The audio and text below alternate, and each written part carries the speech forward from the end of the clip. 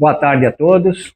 Eu inicio essa palestra fazendo um agradecimento à Sociedade Numismática Brasileira, as pessoas do Gilberto Tenor, Bruno Pelizari e Oswaldo Rodrigues, pelo seguinte: a medalística, de uns 2 anos para cá, dentro da Sociedade Numismática, começou a ter um protagonismo que não havia no passado. A Sociedade Numismática, quando foi fundada, a medalística era, junto com as moedas, mas uns estudos profundos. O que aconteceu? Com o decorrer do tempo, a medalha foi sendo colocada assim, num outro plano, e agora, de uns 2 anos para cá, o Tenor, o Bruno e o Oswaldo, com as palestras, incentivando as palestras, trouxe a medalística para a proa do navio.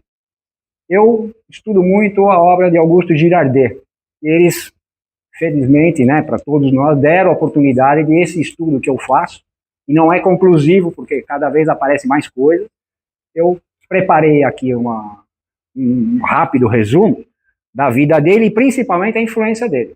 Muitas coisas que serão apresentadas aqui já o foram na palestra do ano passado sobre uma pequena biografia dele. Só que essa aqui eu ampliei agora na parte dos discípulos, que eu considero a principal obra dele. Tá? Então tem muita coisa que eu vou falar aqui, já falei no passado, mas vale a pena ver de novo. Tá? Bom, para quem não sabe, o professor Girardet nasceu no dia 23 de agosto de 1855 e veio a falecer no dia 14 de agosto de 1855. Essa pintura é do professor Rodolfo Amoedo, da Escola Nacional de Belas Artes, um nome dispensa comentários. Se vocês repararem bem, tem um detalhe muito interessante que, no meu juízo, essa pintura diz tudo sobre o professor Girardet. Ele não está olhando para o cunho. O olhar dele está absorto no horizonte. Mas notem, ele está trabalhando no cunho. Eu interpreto isso o seguinte: é a alma do artista que está fazendo, ele não precisa olhar para o que está fazendo. A alma dele a alma do artista que está produzindo aquilo. Rodolfo Amoedo, no meu entendimento, se a minha interpretação, foi muito feliz nisso, que ele colocou o professor, a alma artista, produzindo aquilo, e não a destreza das mãos dele. Tá? Então, essa já é uma primeira amostra da qualidade do trabalho dele, por favor. Só que para a gente falar da família, para falar do professor Girardet, eu fui buscar os antecedentes, como nasceu, o porquê do professor Girardet ser o que foi. Então, vamos saber o que foi, quem foi o pai, e eu fui voltando e eu cheguei na Suíça, na província de Leloc, em Neuchâtel, na Suíça. Esse senhor Samuel Girardet é o iniciador da dinastia, mas ele não era artista, ele era um livreiro, mascate e livreiro. Houve uma epidemia de peste na Prússia, em Danzig, que hoje é o Gdansk, na época era Danzig. E o que aconteceu? O Kaiser pediu para o pessoal de Leloc, desloquem-se para lá para ajudar a povoar, porque está dizimado lá. E o senhor Samuel Girardet pegou a família, foi para lá. Ficou um tempo, voltou e, claro, começou a vender os livros e tudo mais, é a vida dele. Até aí, nada de artista. Um belo dia, ele foi para o sótão da casa dele e ele viu uns desenhos. Ele ficou assustado, ele falou: mas desenhos? Quem está desenhando essa casa? Eram os filhos. Ele ficou: mas isso é totalmente contra o que eu estou planejando para eles. E ele foi falar com um religioso, Sandós, um bispo não, o pastor de Sandós, de nome Sandós, e o pastor falou para ele: olha, deixe os seus filhos fazer o que eles estão fazendo, porque eles vão ser conhecidos no mundo. Já fez resultado. Ele falou: eu vou seguir o que você está falando. Pegou e os filhos, ele colocou os filhos já com... Nessa cidade aqui, era muito grande o número de relojoeiros, gravadores, pintores, a cidade era meio artística. Ele colocou os filhos em contato com essas pessoas. Foi a semente da dinastia artística Girardet. Próximo slide. Isso aqui é a pintura já do filho dele, Abraham Girardet. Vocês já olhem aqui o nível da pintura, que até então um menino desenhando, chegou, as palavras do pastor Sandós já estavam fazendo efeito. Tá? foi muito famoso na França. Um deles chegou a ser o pintor real, acho que foi do Luís XIV ou Luís XV, uma coisa assim. Tá? Vejam o nível da pintura e os detalhes. Próximo, por favor. E aí o que aconteceu? Família, filhos, artistas. Para chegar mais próximo da geração Girardet que nós vamos falar, o senhor Anthony Girardet vivia na Inglaterra. Quando teve a Revolução Francesa, muita gente saiu da França. E o senhor Anthony foi para a Inglaterra. Só que o clima da Inglaterra era terrível. Ele falou, quer saber uma coisa? Vou para a Itália. Ele foi para a Itália, né? E lá nasceu o senhor Jorge Antônio Girardet. E o senhor Jorge Antônio Girardet, que é o pai do professor, na gravura, na glíptica, ele já foi aclamado como o padre eterno de la gravura. Aqui não vai, acho que aparecer o camafeu dele, mas é assim, obra assim, espetacular. E ele, né, casou com a dona Teresa Severini e teve 3 filhos.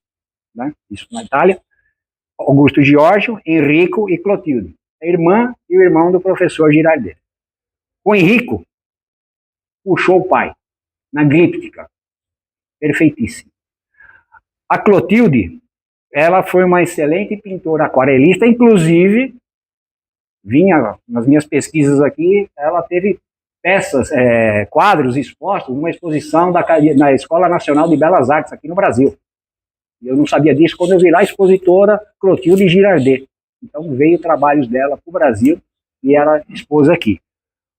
Mais na frente, quando nós falarmos dos alunos, quando eles iam para a Itália, eles tinham contato com a Clotilde e o Enrico Girardet, para aperfeiçoar os conhecimentos. Tá?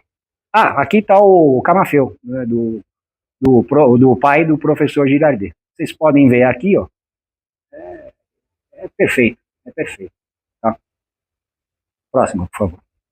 Bom, vamos colocar algumas datas em destaque da vida dele. Ele nasceu, como eu disse, dia 23 de novembro, em Roma, e ele foi batizado 2 dias depois, meio raro isso, batizar logo na sequência, por ninguém menos que o senhor Júlio Monteverde. Júlio Monteverde era o pai da estatuária italiana. Era o Rodolfo Bernadelli dos italianos.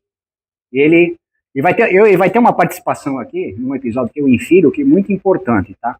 E foi batizado pelo Júlio Monteverde, e agora temos que saber, bom, mas o Girardet está na Itália, Monteverde, mestre da estatuária, está tudo na Itália, como é que ele veio para o Brasil?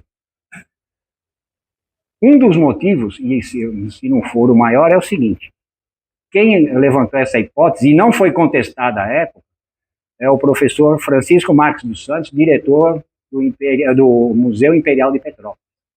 Num artigo da Boletim da Sociedade Numismática de 1942, ele escreveu, e não houve contestação, pelo menos que eu conseguisse apurar, e houve uma desilusão amorosa do professor Girardet. Ele teve uma desilusão amorosa, ele estava muito desgostoso. Ele falou, eu quero sair da Itália, vou embora. E nesse meio tempo, o que aconteceu? Queda do Império, início da República, Benjamin Constant, como ministro, falou, vamos fazer uma reforma na educação. E a reforma inclui as belas artes. Então o professor Bernadelli, né, foi encarregado de fazer essa reestruturação e falou, nós vamos fazer um curso de gravura. Mas o que nós temos aqui no Brasil, não dá para abrir um curso de gravura. Vou para a Itália. Só que tem um detalhe importante aí. Né? Seguinte, o professor Rodolfo Bernadelli, ele ganhou o prêmio da viagem à Europa, que era o prêmio máximo da Escola Nacional de Belas Artes, até então Imperial Academia de Belas Artes. Ele ganhou o prêmio de viagem ao exterior e foi para a Itália. E na Itália, quem era o contato mor dele? Júlio Monteverde. Associem Júlio Monteverde, professor Bernardelli e Augusto Girardet. Então, é inferência minha, tá? É óbvio que o professor Bernardelli teve contato com a família Girardet, porque ele estava com o Júlio Monteverde e o Júlio Monteverde falou, bom, vamos até a casa dos Girardet que eu quero que você conheça ele. E lá conheceu o pai, conheceu o filho. Mas isso é inferência minha, tá? Eu não tenho elementos fatuais para poder afirmar com certeza. O que aconteceu? vamos fazer o processo de contratação. Dia 18 de dezembro de 1891, o professor foi contratado. Só que o pai falou, não vá, é um país que você não conhece, é outro lado, é lá para baixo, não vamos ficar aqui. Ele falou, não, eu vou. Acho que a dor amorosa era muito grande, ele falou, eu vou embora. E o pai falou, eu vou com você. Então, tá bom, o senhor vem comigo, vamos embora. O que aconteceu? Ele chegou no dia 5 de fevereiro de 1892, uma sexta-feira, a bordo do navio, esqueci o nome do navio agora, né? Mas eu tenho lá a relação dos passageiros que desceram do navio, tá? E está lá o pai dele e ele. E no dia 6, no sábado, Rodolfo Bernadelli os encontrou e falou, ó, pode já assinar o contrato aqui. Só que, aí foi uma fatalidade. Ele chegou em fevereiro, no Rio de Janeiro. O Rio de Janeiro, no verão, as condições sanitárias já eram péssimas. No verão, era pior ainda. Chamava-se a Cidade da Morte. Por quê? A febre amarela pegava todo mundo. O professor Bernadelli falou, ó, aconselho vocês a subirem rapidamente para Petrópolis, fiquem lá o verão, depois vocês retornem, porque aqui a condição é crítica. O professor Girardet falou, então eu vou arrumar o senhor fica aqui, o pai dele, o senhor fica, eu vou para Petrópolis, arrumo as condições e chamo o senhor de volta. Ele estava em Petrópolis, aí veio a notícia, o seu pai contraiu febre amarela. Ele desceu rapidamente. 2 dias depois, o pai veio a falecer. Então agora vocês imaginem uma pessoa que teve uma desilusão amorosa, está com o coração partido, amargurado, quer ir para um outro país para esquecer, o pai fala, vou te acompanhar, e o pai falece.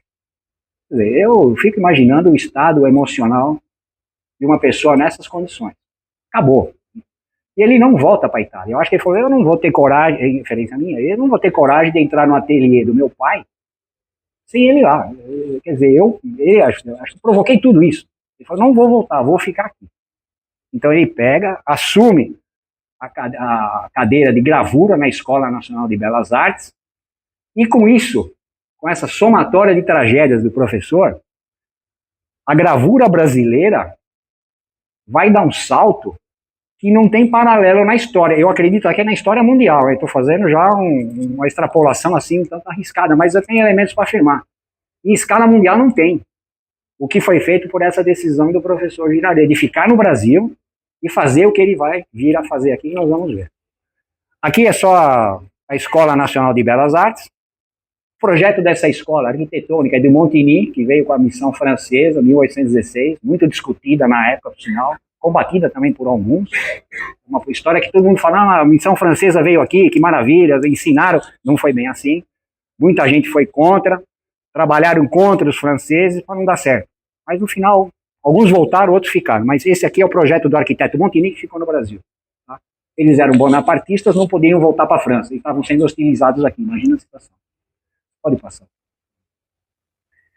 Muito bem. Algumas datas em destaque. Em 1904, ele ganha a medalha de ouro na exposição de St. Louis, nos Estados Unidos. O Brasil fez uma exposição lá. Precisava mostrar para o mundo que estava crescendo. E o professor ganhou a medalha de ouro. Em 1906, ele conhece no Rio de Janeiro a dona Giudita Rolli. Casa-se com ela. O casal não veio a ter filhos. Nós vamos ver que ele tem filhos artísticos aqui, né, que vão propagar a arte brasileira. Em 1912, ele é admitido na Casa da Moeda.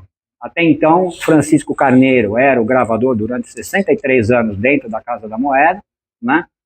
E já estava, depois de 63 anos de atividades, ele já estava parando e chamaram o professor Girardet, então, para dar aulas de gravura na Casa da Moeda. Em 1913, ele ganha a medalha de ouro no Salão de Belas Artes. Em 1919, ele vai ganhar a medalha de honra, que é a maior laurea da Escola Nacional de Belas Artes. Aqui tem um outro pensamento meu, mas eu não tenho como provar. É o seguinte, notem, 1919, ele está com 64 anos de idade. Naquela época, a média de vida, 60, 65, 67 e na trave. Eu acho que pensaram o seguinte, o colegiado aqui, falou, olha, o professor já está com 64 anos, qualquer hora vai acontecer. E nós não vamos dar medalha para ele, vamos dar medalha em vida. Então, em 1919, eles dão uma medalha de honra para ele. Só que, curiosamente, ele veio a durar 100 anos. Então, grande parte não, muitos aqui, ele acabou indo no enterro. Porque aqui, para quem coleciona Adalberto Matos, aqui, ó, o Adalberto Matos é esse aqui, ó. E teve aula com ele na Escola Nacional de Belas Artes. Foi um dos primeiros gravadores, o Adalberto é esse aqui, ó. Tá? E foi ele que escreveu um livro, um livrinho, né? Sobre o professor Girardet, sobre a vida toda dele. Em 1919, ele é condecorado pelo rei Vittorio Emanuele, né? Em 1922, acontece o caso das bebês. O caso das bebês, ela tem muitas versões. Bebê, para quem não sabe, quem está nos assistindo, bebê é uma moeda de 1922, 500 e R$1.000. Houve um erro de cunhagem. De vez sair a palavra Brasil, saiu B, Basil. Então é uma variante. Então quem for colecionar vai ter o Brasil e o B Basil. R$500 é mais raro do que o R$1.000. Mas houve esse erro.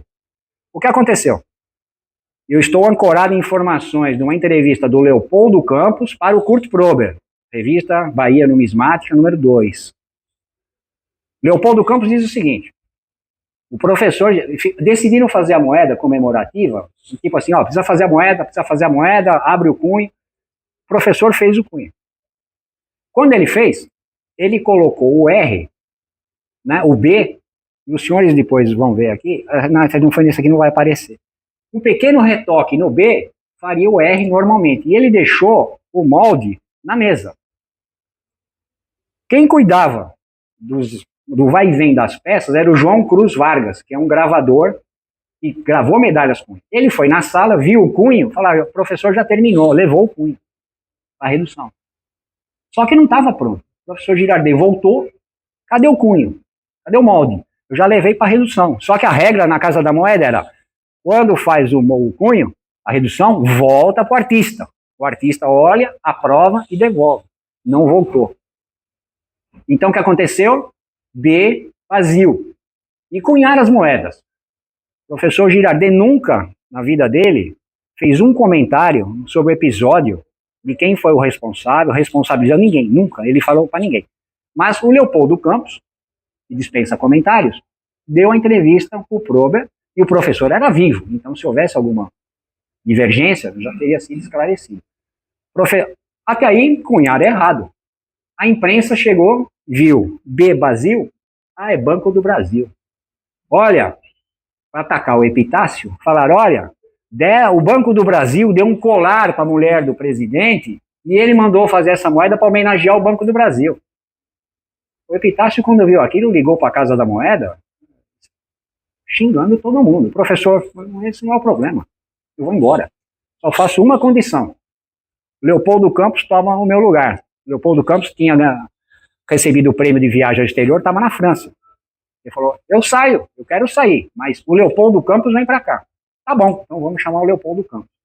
Leopoldo Campos vem e vai continuar a obra de formação dos gravadores. Tá? Em 1934, deu tempo e ele vai se aposentar como professor catedrático. Veja, nós estamos falando em 1934, a idade dele. Já está com 78 anos praticamente aqui. Então, a coisa já está bem adiantada. Ele produzindo cada vez mais e melhor. Pode ser outro. Aqui, para quem coleciona ou vai colecionar Girardet, que está nos vendo, essa grafia é inconfundível. Tá? Inconfundível. Pouquíssimas medalhas dele não tem esse tipo de letra. Tá? Então, olhou essa letra, vai ser professor Girardet, 100%. Próximo. Aqui é a primeira obra dele. Eu falei do professor Bernardelli, Eilo, e aqui é o irmão dele, o pintor Henrique Bernardelli. Eram proeminências na Escola Nacional de Belas Artes. Tá?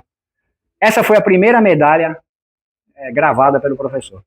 Foi desenhada, essa daqui, pelo Bernardelli. Não, o Bernardelli fez o reverso, e o Henrique Bernardelli fez o anverso. No final, eu vou mostrar algumas outras obras e nós vamos voltar a falar dessa medalha. Detalhe, o professor gravou direto no aço. Não foi no gesso, foi direto no aço. Hoje, se falar para alguém gravar no aço, impossível. tá? Mas ele gravou diretamente no aço. Tá? Então, as graduações são a Escola Nacional, o Museu Nacional e o Salão Nacional de Belas Artes. Tem uma com 2 módulos e tem uma variante, que nós vamos falar depois, e tem 4 figuras. Essa tem as famosas 3 figuras. Escola, museu e salão, 3 figuras. É comum, quer dizer, comum não. É o que se encontra hoje, essa medalha aí no mercado. Tá? Por favor. Aí vamos para alguns trabalhos do professor Girardet. Aqui eu vou abrir um parênteses, que quando eu fiz esse slide, né, eu relacionei esses trabalhos. Mas em conversa com amigos aqui no congresso, eu já soube que o professor Girardet andou fazendo outros trabalhos. Então, inclusive gravação. Então eu vou depois levantar esses dados e eu vou inserir em um outro trabalho, tá? Esse aqui é o busto do escultor, tá? Para mim foi uma surpresa. Esse é o busto do doutor Graça Couto, feito em 1905, né? Para mim, quando eu vi a primeira vez, eu falei, mas o professor Girardet, escultor? Sim, escultor. É dele, está assinado aqui atrás, tá? Aqui atrás tem a assinatura com a dedicatória para o professor Graça Couto. Aqui a medalha da Candelária, que é um tanto polêmica. Polêmica por quê? Há um artigo na revista do Clube da Medalha em que nega a autoria do professor Girardet nessa medalha. Por quê? Os franceses cunharam. Só que a Irmandade do Santíssimo Sacramento da Candelária mandou para os franceses um desenho. E aí vai entrar no que você já escreveu, inclusive. Mandou um desenho da medalha. Os franceses responderam, falaram, olha, o que vocês querem fazer não dá. O professor tinha feito em cerâmica 27 milímetros e falou, é muito pequena, não dá, mas mandou o desenho. Nós sugerimos 40 milímetros, cobre. O cobre dourado não está relacionado pelos franceses. Então a pergunta é quem dourou essas medalhas? Ninguém sabe. Tá? Os franceses falaram, sugerimos 40 milímetros. Só que isso já estava sendo discutido em março. E a Candelária ia ser inaugurada em julho. Tem que fazer logo. Isso é França. Navio, carta. Pode fazer. Esse altar não é o da Candelária. Esse é um altar de uma igreja francesa. Não é da Candelária. Eu falo, bom, se os franceses fizeram essa medalha, não é do professor Girardet. Eu discordo pelo seguinte. Fazer uma medalha não é simplesmente você fazer o molde e mandar reduzir. É a sua criatividade. A criatividade do artista de colocar naquele disco de metal a ideia e a mensagem do evento, da personalidade, do fato. Então, era do professor Girardet o desenho. 20 anos mais tarde, o que aconteceu? Não, desculpem. 10 anos antes, o que aconteceu? Sociedade Numismática Brasileira consultou o professor Girardet. Tem um artigo do Edil, no boletim da sociedade, falando sobre essa medalha. O professor Girardet mandou uma carta para a sociedade com 3 alternativas de medalha. O que aconteceu? Um diretor da sociedade pegou isso, mandou para a Itália. Vocês fazem a medalha? Fazemos. Então fazem vocês. E nada para o professor. Se pegar o desenho, a Sociedade Numismática tem no seu acervo essa carta original. O desenho é o desenho do professor. Então a medalha é do professor, porque ele criou a medalha. O artista não é simplesmente, eu vou fazer aqui. Não, ele criou. Ele colocou no metal aquilo que está na nossa medalha, que nós temos aí nas nossas coleções. É dele. Então, medalística é criação e destreza. Se tem destreza, não tem criação, eu posso fazer um belo de um desenho e falar, ô Edil, por favor, grava para mim. Mas fica bipartido isso, tá? Bom, aí tem um pequeno detalhe. Numa das exposições nacional de Belas Artes, né, contraditando esse artigo, né, do Clube da Medalha, o que aconteceu? Está lá no item, acho que era esse aqui, ó, 273, medalha da inauguração da Candelária, professor Girardet. Então não há dúvida, nessa exposição havia uma medalha, um esboço de medalha dele. Então não tem como dissociar. Não foi Girardet, foi porque está aqui. Ele não ia colocar uma coisa numa exposição que não fosse dele, está nominado por ele, tá? Aqui uma outra passagem também é a medalha do Cristo Redentor. Eu sempre questionei o seguinte, mas aqui, se vocês notarem, o Cristo parece que está um pouco inclinado, né, na minha perspectiva. Mas é estranho, porque a medalha da Avenida Central é uma perfeição total. E como é que... Só que é o seguinte, não foi desenho dele. Essa medalha, eu não sabia disso, tá? Eu não sabia. O desenho não foi dele. O desenho foi do arquiteto da Estátua da Liberdade. Deu o desenho para ele. O professor deve ter dito, bom, você me deu o desenho, eu vou gravar o que você me deu. A medalha não é minha, eu vou gravar o seu desenho. Se olharem, esse Cristo está ligeiramente inclinado na perspectiva que eu acho que deveria estar. Então, ele participou da gravação, mas o desenho não é dele, é nome do arquiteto. O nome do arquiteto está aqui, tá? Está nominado aqui na medalha. Tá? São particularidades da gravação. Próximo, por favor. E aqui, né, o Cardinalato. Para muitos colecionadores, é obra-prima dele. Eu coloco umas 3 ou 4 junto, né, porque uma é melhor que a outra. Mas essa daqui realmente foi quando o cardeal Arcoverde foi nominado pelo Vaticano, né, em 1906, como cardeal sul-americano. Então, o primeiro cardeal brasileiro, né, e foi a medalha, é uma medalha magnífica, em todos os sentidos, todos os detalhes, tudo. Escrever essa medalha é uma coisa fascinante. Tá? Então, foi a primeira, o primeiro cardinalato sul-americano. Nós vamos ver outras depois, por favor. Essa aqui, ó, é a medalha da Avenida Central. Fica até meio assim, meio... Toda vez que eu falo em professor Girardet, óbvio, mas eu falo dessa medalha. É uma medalha comum, todo mundo encontra aí. Tá? Mas é o seguinte, olhem a perspectiva dessa avenida. Olha a projeção. Você está vendo aqui ó, um ponto no infinito. E outra, com os prédios. Aqui, ó, os prédios. Nós vamos ver na sequência aqui a foto da avenida e a foto da medalha. Tá? Então, vê postes. É uma os bustos, então, nem se fala. É uma perfeição. A projeção dessa avenida, eu sou da área técnica, a projeção dessa avenida é uma coisa assim, fora do comum. Fora do comum. E ele fez isso no metal. Tá? Então, é uma medalha, eu digo simples no sentido de se localizar, encontrar, mas é uma obra-prima. Para mim, eu considero prima isso. Tá? É uma espetacular. A próxima, por favor. E aqui vem um aspecto fundamental da medalística. Medalística não é ter medalha. Se alguém aqui vai colecionar medalha, se é para juntar medalha, depois vende por quilo, tá? A família vai vender por quilo. O que eu acho? Você tem que estudar a medalha. O que ela está dizendo? Ah, mas isso dá trabalho. Conhecimento necessita de trabalho. Não existe deslocamento, trabalho sem deslocamento. Deslocamento o que é? Você ir atrás das informações. O que aconteceu? O Império caiu, a República começou e a pergunta era, o que mudou? Nada. Tudo igual. Então foi dito, nós temos que mudar a cara do Rio de Janeiro. O Rio de Janeiro tem que mudar. Isso aqui continua do mesmo jeito. Então a decisão quem foi? Vamos Avenida Central. Aí foram os 3. Lauro Miller, ministro, Pereira Passos, prefeito, e Paulo de Frontin, o engenheiro-chefe. Eu não conheço o Rio de Janeiro para ter o encaminhamento, né? Mas é a Avenida Rio Branco. O que fizeram? Ela chamava Avenida Central, Rio Branco morreu, deram o nome de Avenida Rio Branco. Eles simplesmente demoliram tudo, né, e liga a Praça Mauá até a região da Glória. Eles demoliram tudo, e aqui é o seguinte, eu digo, um prazo assim muito curto, eles fizeram a avenida. Só que tem um detalhe. Hoje, com a nossa engenharia, guindaste, andaime, tinha tudo. Aqui, você pode ver, os andaimes eram madeira, os trabalhadores aqui, com a roupa do corpo. O pessoal chegava de manhãzinha, com a roupa aquela calça de tergal, a camisa, o chapéu, não tinha, vou pôr o uniforme. Não, era a roupa do corpo. Vou almoçar, a marmitinha, volto a trabalhar, vou para casa e não tinha água encanada. Banho, o que dirá?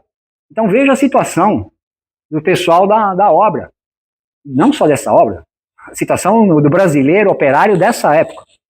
A roupa do corpo, aquela verão no Rio de Janeiro, calor, aquela roupa, calça, chapéu, tirava o paletó, punha num cantinho, trabalha cheio de poeira, põe o paletó, vai para casa, não tem banho, come, dorme, no dia seguinte está lá para ganhar os seus X réis por mês, tá? X por dia. Tá?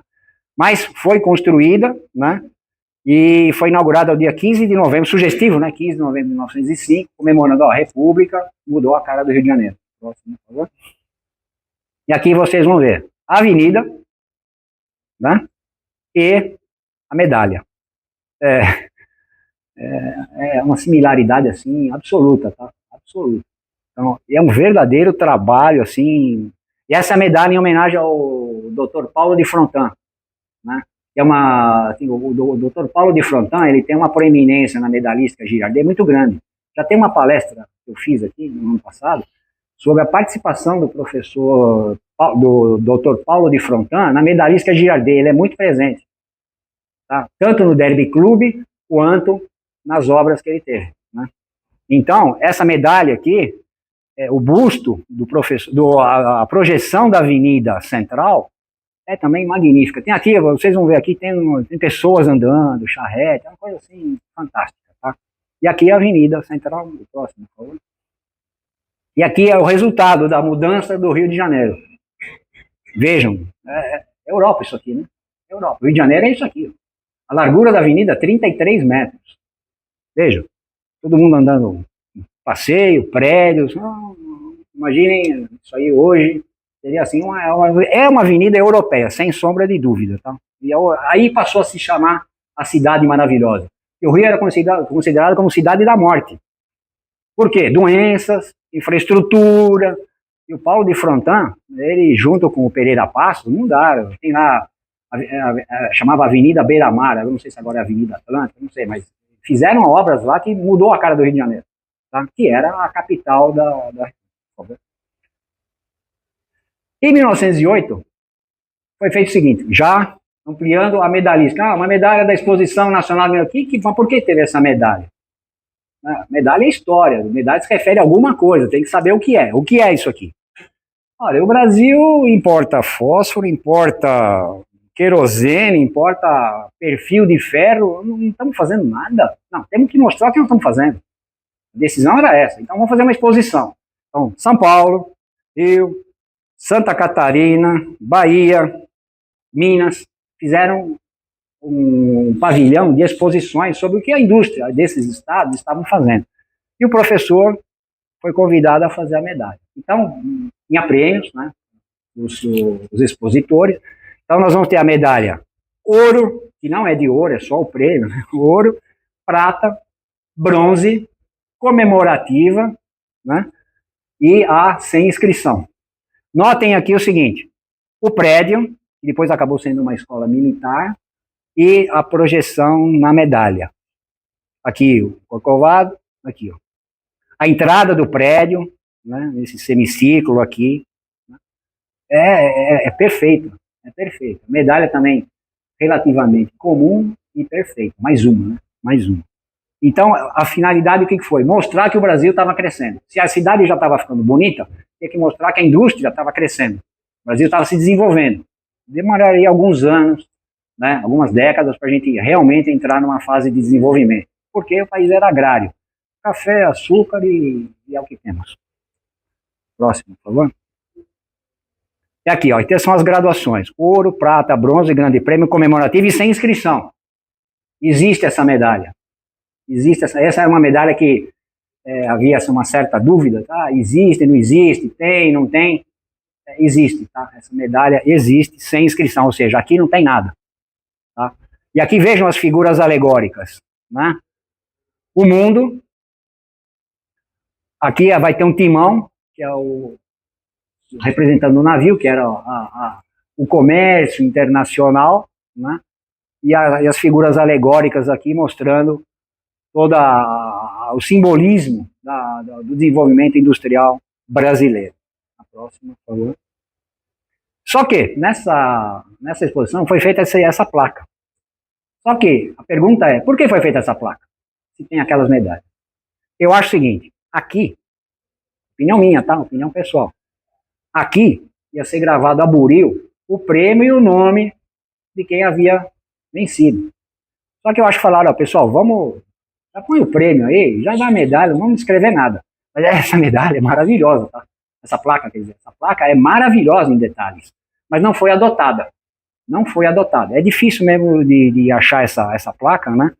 Não é uma peça comum que pareça, mas, infelizmente, não foi adotada. Tá? Próximo, por favor. Aqui, eu falei do professor, do Dr. Paulo de Frontin, mas é só para que vocês comparem o seguinte, vejam a foto do professor Dr. Paulo de Frontin, né? Paulo de Frontin, só um pequeno parênteses, ele aos 23 anos, ele foi nomeado professor catedrático de máquinas térmicas da Universidade do Brasil. 23 anos, professor catedrático. Aquele episódio da água de 6 dias do Rio de Janeiro, que eu falei na palestra de Paulo de Frontin, rapidamente, para quem não sabe o que é, o Rio de Janeiro tem um problema grave de abastecimento de água. Chegava no verão, não tinha água. Isso na época do Império. Mas e o Rui Barbosa e os jornalistas criticando, falando, não tem água, culpa do imperador. Vamos fazer uma obra. As empresas apareceram lá e falaram, 6 meses, 5 meses, 6 meses, apareceu o Paulo de Frontin, com 29 anos, falou, eu faço em 6 dias. Como 6 dias? Eu faço em 6 dias. O imperador falou, vamos confiar nele, 6 dias? Passa logo. Ele em 6 dias conseguiu trazer água do rio Tinguá para o centro do Rio de Janeiro. Aí tem uma medalha, inclusive, água de 6 dias, água em 6 dias, foi ele, Francisco Bicalho e Belfort Roxo, os 3. Existem 3 medalhas de ouro, né, que foram, mas o fato em si do professor, do Dr. Paulo de Frontin, é uma figura, assim, dentro da técnica brasileira, merece um estudo à parte. Mas é só mostrando a similaridade dos bustos. Assim.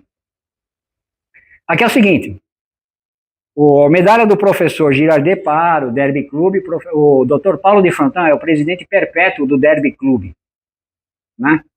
Ele começou, ele nunca teve um cavalo, ele nunca apostou, mas ele adorava o Derby Club, né? E esse era onde é o Maracanã hoje, né? Era o Derby Club. Se vocês notarem aqui, ó, a projeção das arquibancadas, os cavalos, a perfeição dos cavalos, o busto aqui no centro, que certamente era do professor, do Dr. Paulo de Frontin, e tem uma particularidade da história do Derby Club.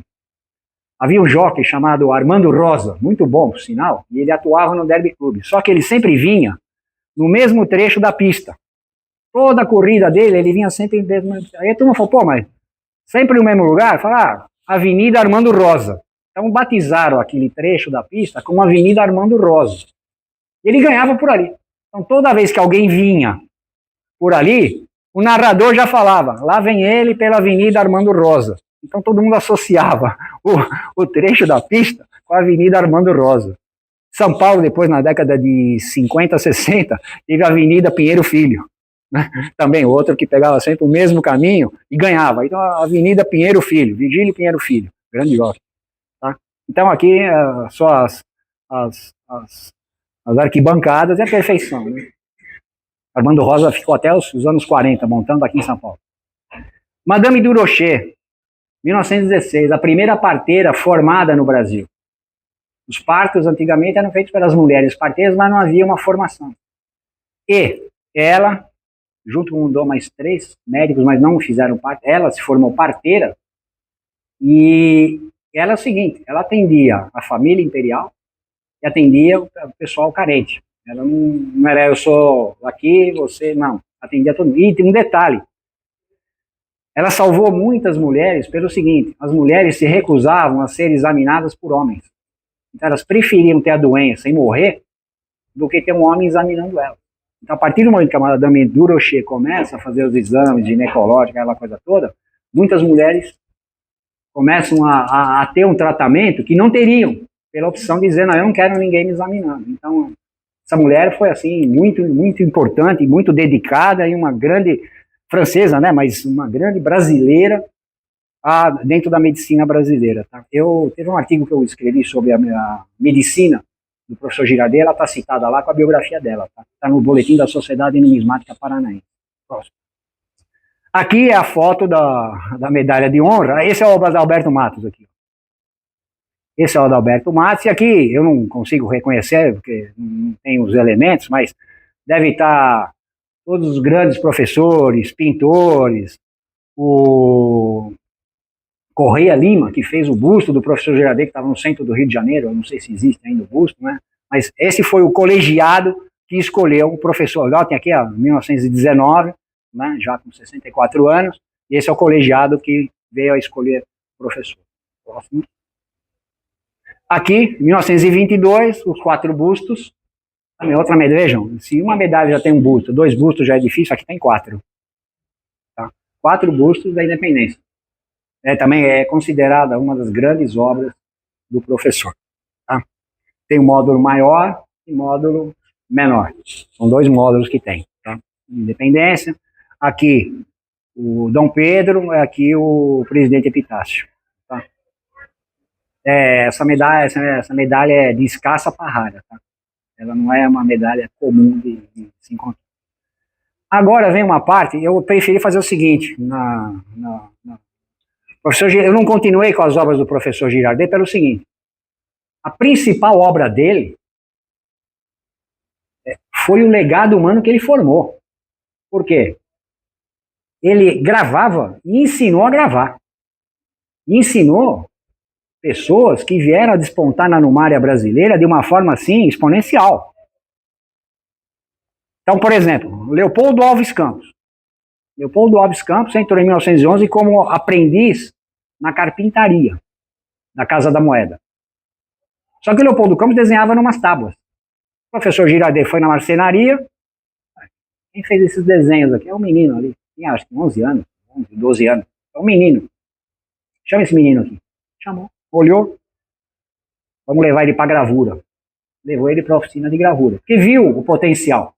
E Leopoldo Campos vai ser um pilar na propagação dos ensinamentos que o professor Girardet vai fazer com os demais. Nós vamos ver aqui um aluno depois do Leopoldo Campos, muito famoso, por sinal, tá? Então, Leopoldo Alves Campos, Adalberto Matos, foi um dos primeiros lá da Escola Nacional de Belas Artes. Calmon Barreto, chegou a ser reitor da Escola Nacional de Belas Artes. Para busto, o Calmon Barreto é espetacular. Porque ele dava aula de fisiologia artística. Então, ele estudava o corpo humano. Eu tenho medalhas dele. Os bustos que o Calmon Barreto faz, beira a perfeição. Tá? Francisco Marinho, nós vamos falar dele, injustiçado. João Vargas, bom gravador, participou do caso das moedas B Brasil. Walter Toledo. Walter Toledo eu coloquei um asterisco pelo seguinte. Todo mundo fala, Walter Toledo, aluno de Girardet, não. Ele não foi aluno de Girardet.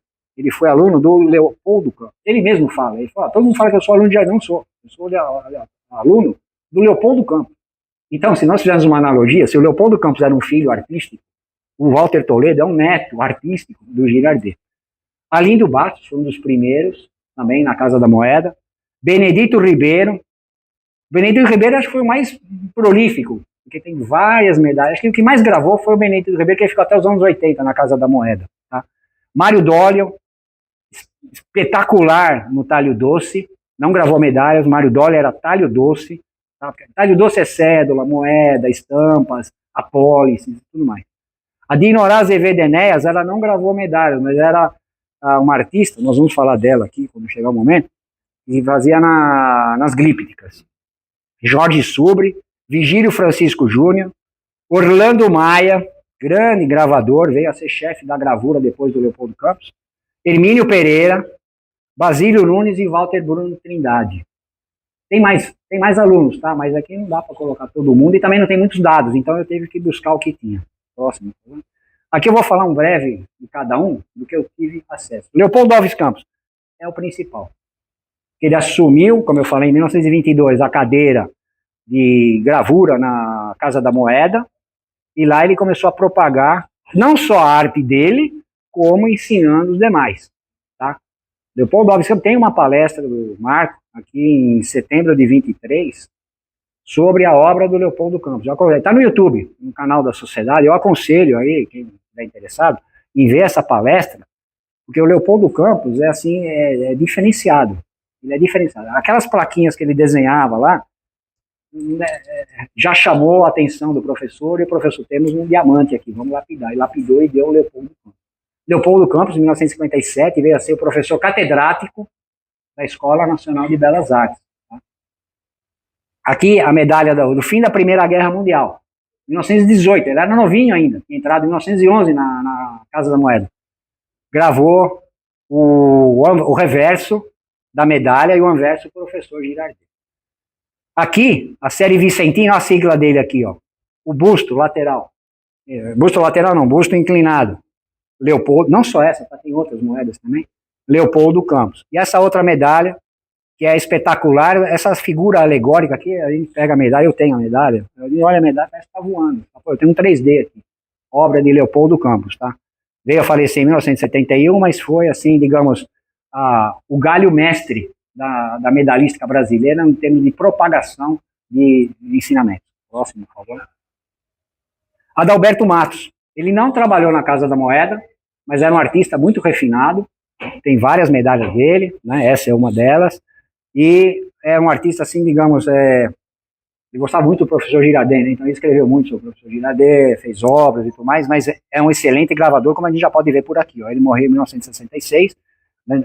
Não chegou a dar aula na Escola Nacional de Belas Artes, trabalhava em outras publicações, mas foi um excelente artista. Aqui, Calmon Barreto.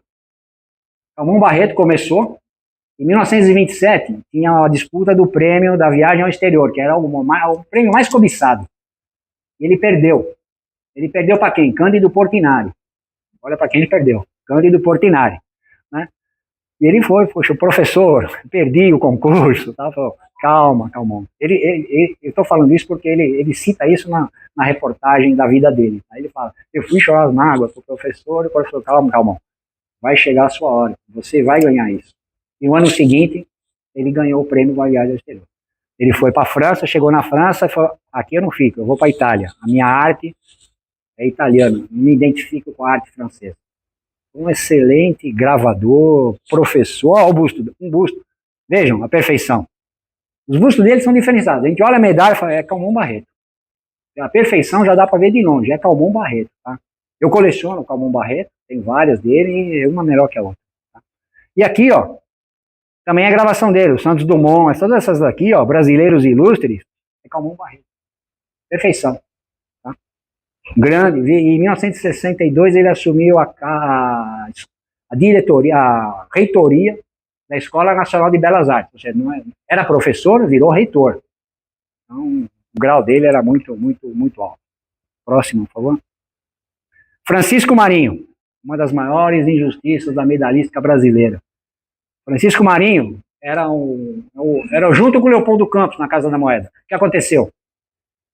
Quando o professor saiu da Casa da Moeda, o professor Girardet tinha colocado ele na Escola Nacional de Belas Artes, e o pessoal saía da Escola Nacional, estudava e ia para a Casa da Moeda. Estudava e ia para a Casa da Moeda. Chegou, com a queda do professor, um oponente do professor Girardet chegou, falou, Marinho, você tem que escolher Casa da Moeda ou Escola Nacional. Mas eu estou terminando a Escola Nacional. Não, você vai ter que escolher, ou aqui ou lá. Eu falei, eu vou escolher lá, eu vou embora.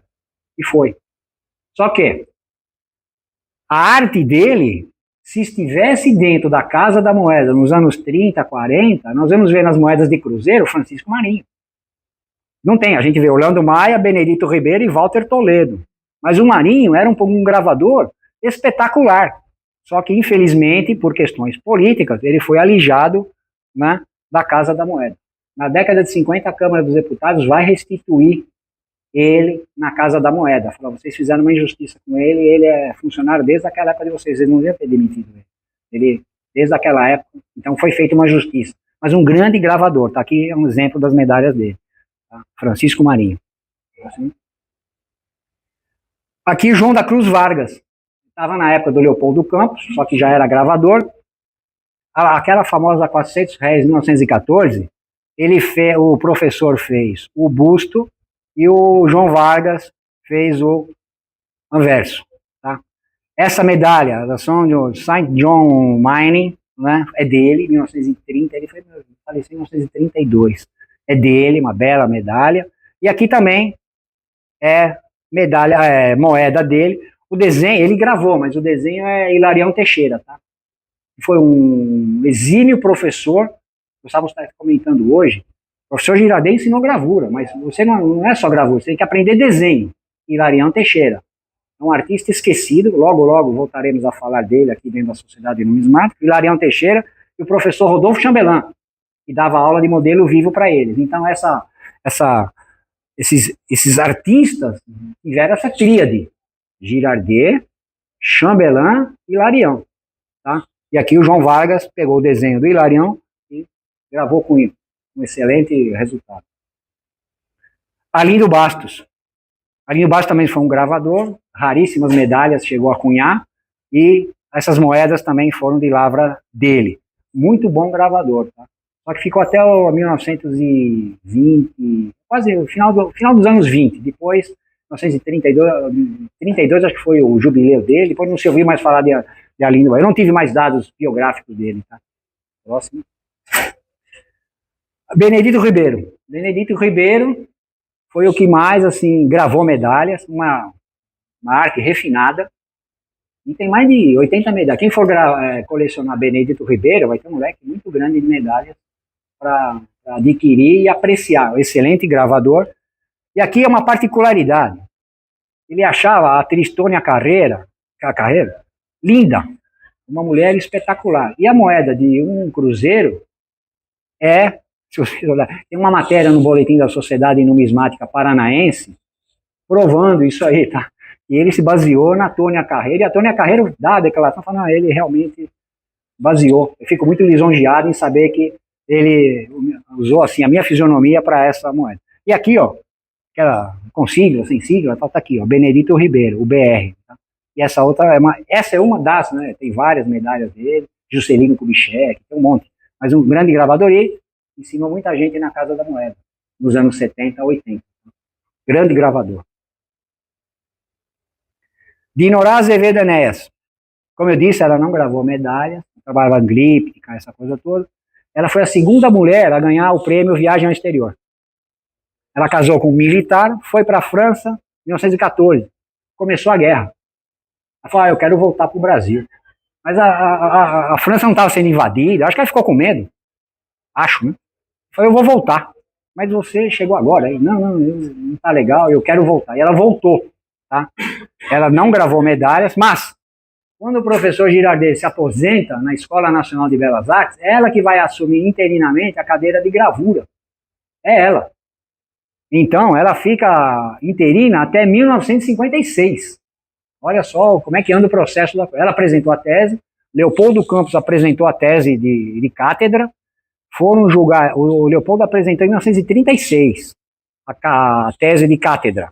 Ela já tinha apresentado. Em 1956 é que foram julgar. Aí falaram, é o Leopoldo Campos.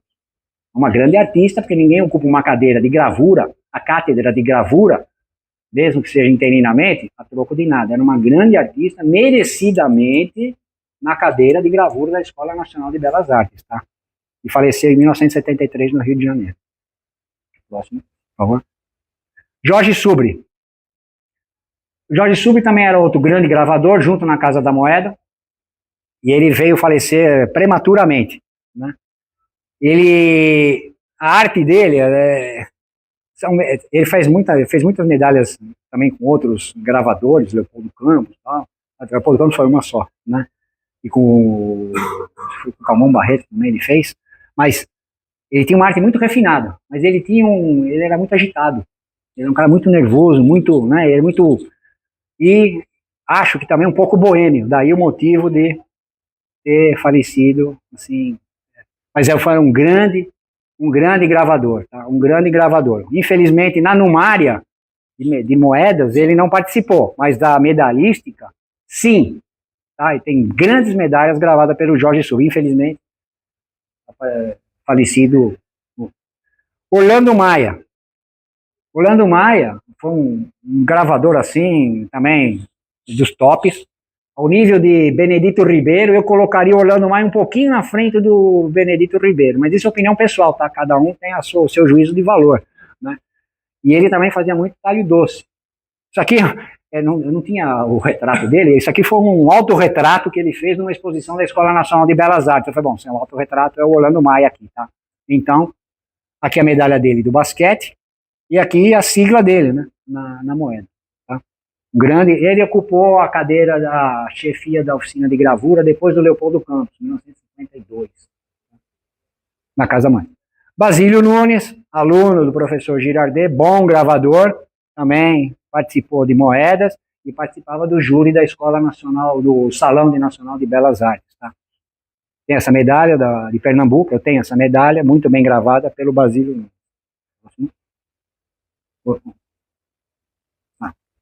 Bom, aqui Virgílio Filho, também, bom gravador, gravou a medalha do América, e mais essas daqui.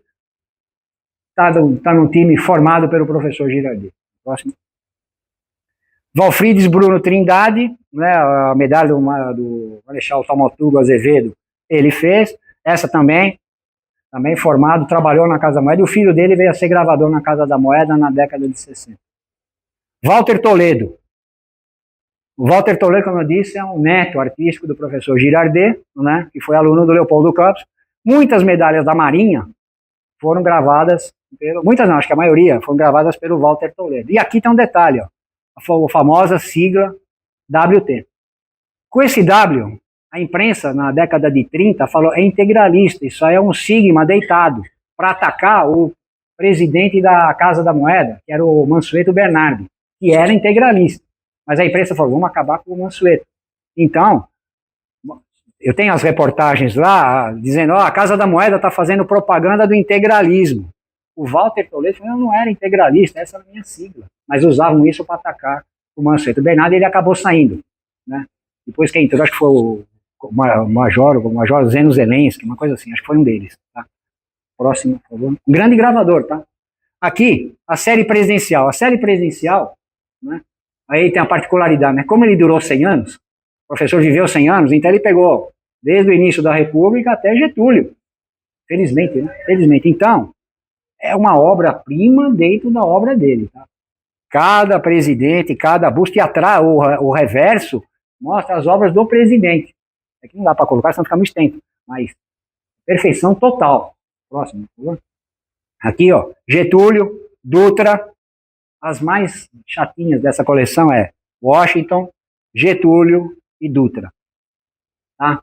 As outras também são difíceis, mas essas três aqui, o Washington Luiz até pela interina nem chegou a ser, né? Então já teve um Estado Novo, ele cobriu República, Estado Novo e a redemocratização na era do Dutra, tá?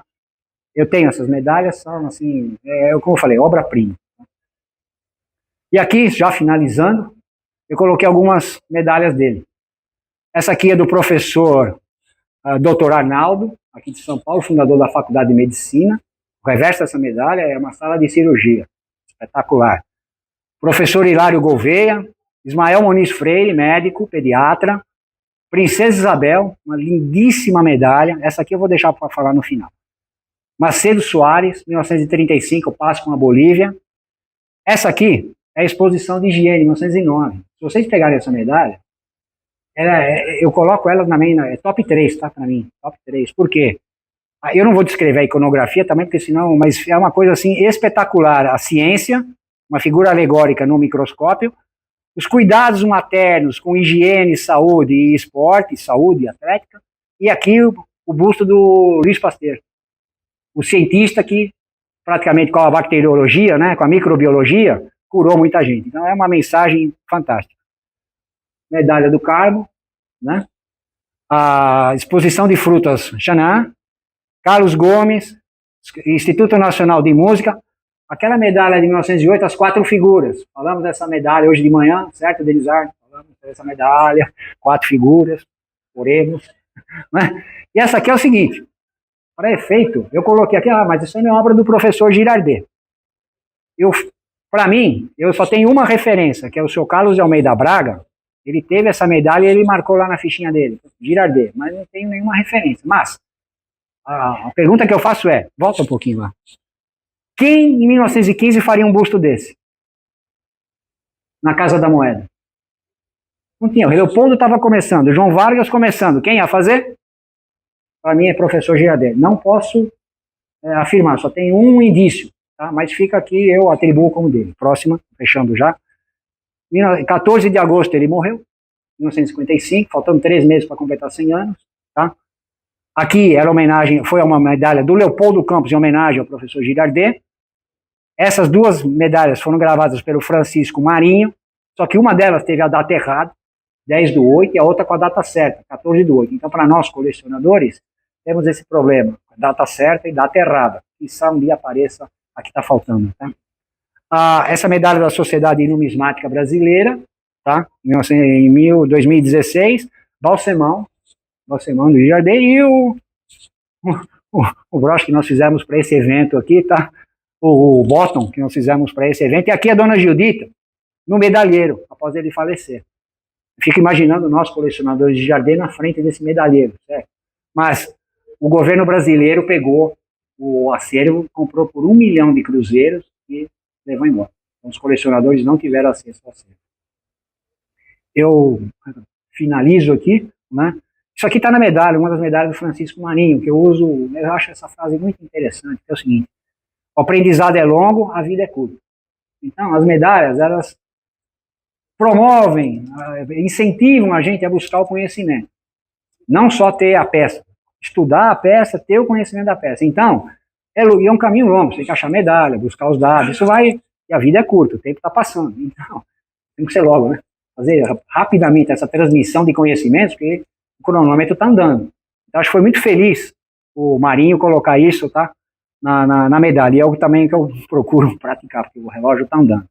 Eu faço meus agradecimentos à minha esposa, Maria de Lourdes, que me apoia integralmente, incentiva, meus filhos também, o Luiz Felipe, o Zé Roberto, incentivam muito nesse trabalho, é prazeroso, né, de a gente mostrar aqui para vocês, e talvez um de vocês descontar aí para a medalhística também. E aos colegas, o André Leal, Ariel Sabala, Cláudia Mato, Fernando Garcia, Gilberto Tenor, Zé Borges, aqui presente, Marco Antônio Kroger, presente, Salvador Portela está lá na mesa de comercialização, não pôde participar, e também ao Oswaldo e à Sociedade Numismática pela oportunidade. Eu agradeço muito e estou à disposição depois, se alguém tiver dúvida, alguma coisa, a gente conversa aí.